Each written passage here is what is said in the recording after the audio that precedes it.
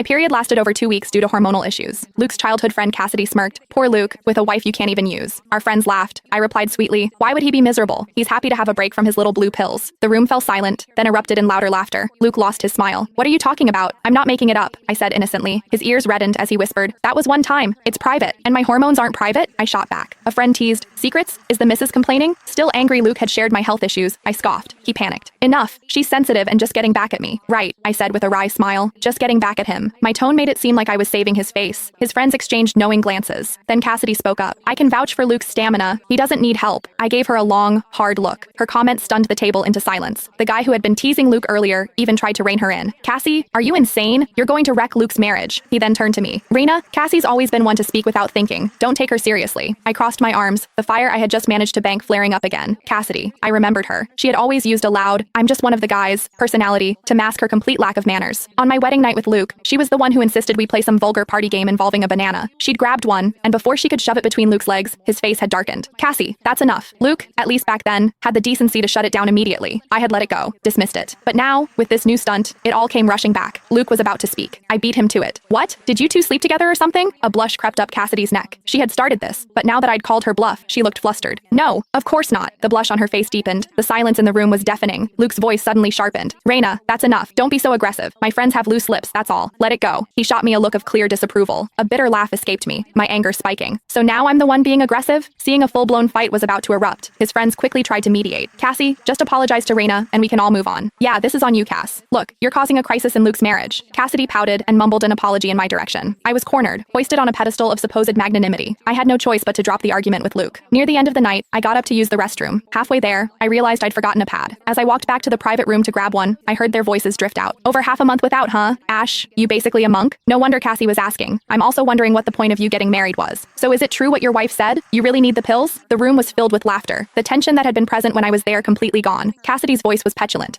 Not a single one of you stood up for me just now. And here you are, running your mouths. Who told you to say something so reckless? Yeah, nobody was gonna touch that line. How would you know about Luke's performance anyway? Did you test it out for him? The jokes were getting more and more out of line. Cassidy's voice held a trace of coyness. Don't be ridiculous. But the friends, sensing blood in the water, pressed on. So how do you know? Spill it. It was back in college we all went swimming together, remember? Luke was wearing swim trunks. It was really obvious. She stammered through the explanation. Her answer was met with a roar of laughter. Cassie, you're not telling us everything. Why were you staring there when you were supposed to be swimming? Ash, man, you got married too soon. It's obvious Cassie's been waiting to pounce. Luke's voice, laced with a helpless laugh, cut in. All right, that's enough. My wife's here tonight, so rein it in. She can't take a joke. The mention of my name